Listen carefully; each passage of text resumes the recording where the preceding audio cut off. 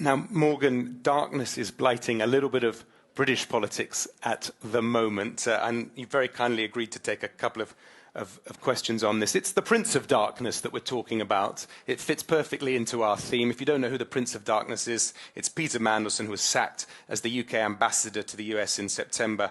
His shadow is casting over British politics, and the picture that's being drawn about yourself, and you've never spoken about this before, on the front pages of many of the newspapers this week and a lot of chatter in Westminster, is that you're a protege of the Prince of Darkness, and you bullied the civil service into giving him the job. We've heard the F word that you apparently used, shouting at people, this idea that there was overwhelming pressure and you were part of that.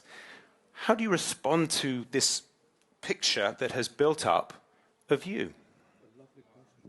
Thank you. I don't recognize that description of me. I'm not going to say too much about right now. I'm seeing the MPs next week, and I don't want to in any way disrespect their process. But I don't. I find it strange reading about a character with the same name as mine sometimes. But yeah, I don't recognize that character. You don't recognize him.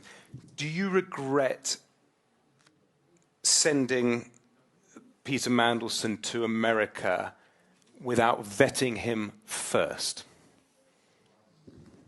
Well, my role was to advise the Prime Minister, and I take responsibility in the advice that I gave and resigned, but that's all I can take responsibility for, the role that I played, and I think it's right to take responsibility when you get the call wrong.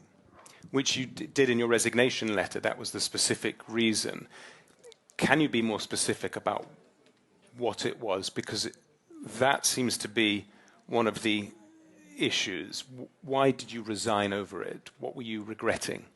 The advice I gave was wrong. And what was the advice? That he should go to the US as ambassador. And are you taking each other's calls at the moment? That's a no.